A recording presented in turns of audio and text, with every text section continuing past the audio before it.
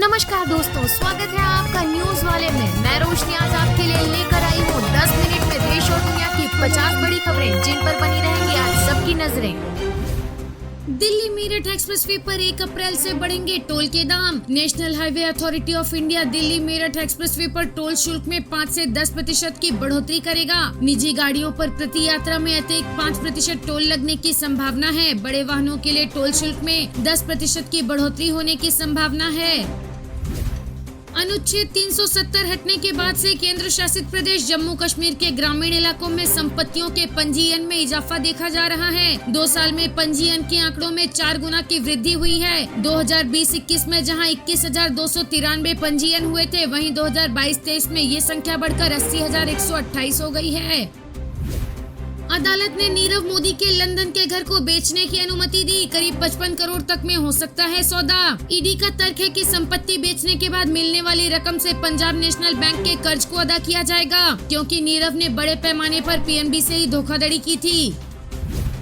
YouTube ने 1 महीने में भारत में डिलीट किए 22 लाख वीडियोस, 2 करोड़ चैनल हुए बंद। YouTube ने ये कार्यवाही अक्टूबर से दिसंबर 2023 के बीच की है। YouTube की ओर से कहा गया है कि कम्युनिटी गाइडलाइन के उल्लंघन के कारण इन वीडियोस को डिलीट किया गया है।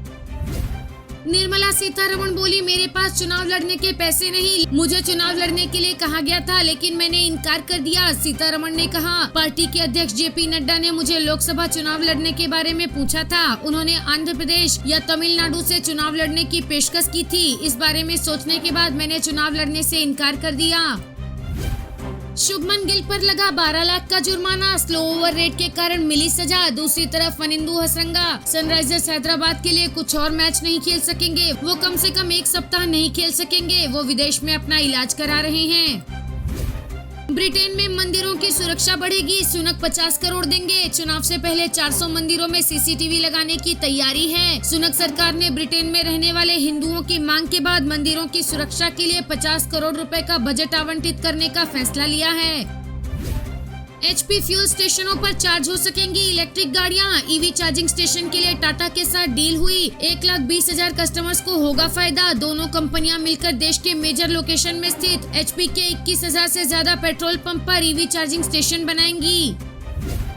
बंगाल में मोदी की गारंटी के मुकाबले दीदी की गारंटी। टीएमसी का फोकस महिलाओं पर। कहा, मोदी की गारंटी फेल हो गई। ममता ने किसानों की आय 3 गुनी कर दी, लेकिन इसे 2 गुनी करने की मोदी की गारंटी फेल हो गई। राज्य सरकार की लक्ष्मी भंडार योजना से 2 करोड़ महिलाओं को सहायता मिली, जबकि केंद्र के बेटी बचाओ अभियान के तहत आवंटित रकम का 80% हिस्सा विज्ञापन पर खर्च हुआ। इंडियन आर्मी के चीफ जनरल मनोज पांडे बोले, हमारी तैयारी का स्तर ऊंचा। कहा, पूर्वी लद्दाख की स्थिति पर सेना की कड़ी नजर। मुद्दों का समाधान बातचीत से निकले। पूर्वी लद्दाख में चीन के साथ लगभग 4 साल से चल रहे सीमा विवाद पर भारतीय सेना की नजर बनी हुई है। हमारी तैयारी बहुत उच्च स्तर की है। एयर इंडिया विमान से टकराया इंडिगो विमान, पंख टूटा। कोलकाता एयरपोर्ट की घटना। DGCA ने इंडिगो के दोनों पायलटों को हटाया। इस टक्कर से दोनों विमानों को नुकसान पहुंचा है। एयर इंडिया फ्लाइट के पंख का एक हिस्सा टूटकर गिर गया। बागेश्वर धाम के मुख्य पुजारी धीरेन्द्र कृष्ण शास्त्री ने मथुरा में कहा, जिस तरह अयोध्या में भगवान रामलला विराजमान हुए और पत्ता भी नहीं हिला, ठीक वैसे ही मथुरा में ठाकुर जी विराजेंगे। उन्होंने कहा, ये देश रघुवर का है, बाबर के खानदान का नहीं। ब्रिज के सभी साधु संत मिलकर येन केन प्रकारेण ठाकुर जी को यहाँ बैठाएंगे। धीरेन्द्र शास्त्री ने कहा कि वृंदावन धाम के 20 किलोमीटर तक मदिरा और मांस की बिक्री पूरी तरह प्रतिबंधित होनी चाहिए। उन्होंने कहा कि वृंदावन धाम से बड़ा कोई धाम नहीं है। हम ब्रिजवासियों के पैर पकड़कर और साधु संतों को आगे करके हमारा भ्राता देवकी नंदन ठाकुर बहुत पुरजोर तरीके से कृष्ण जन्मभूमि के लिए अनवरत तैयारी कर रहे हैं। आतिशी के दावे पर LGVK सक्सेना का जवाब, दिल्ली सरकार जेल से नहीं चलेगी। उपराज्यपाल ने कहा, राष्ट्रीय राजधानी सरकार जेल से नहीं चलाई जाएगी। उपराज्यपाल विनय कुमार सक्सेना का ये बयान आम आदमी पार्टी के नेताओं के उन बयानों के जवाब में आया है, जिसमें उन्होंने कहा था कि अरविंद केजरीवाल जेल में रहने के बावजूद मुख्यमंत्री पद से इस्तीफा नहीं देंगे।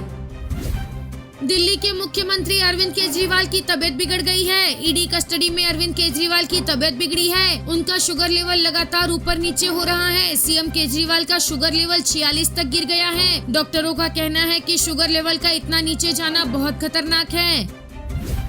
केजरीवाल के इस भारत के ऐतराज के बावजूद अमेरिका फिर बोला, हम अपने स्टैंड पर कायम, निष्पक्ष जांच हो, किसी को दिक्कत नहीं होनी चाहिए। हम उम्मीद करते हैं कि मामले में निष्पक्ष, पारदर्शी और समय पर कानूनी प्रक्रिया पूरी की जाएगी। आपको हमारा वीडियो पसंद आया हो तो लाइक, शेयर और सब्सक्राइब करना ना भूलें।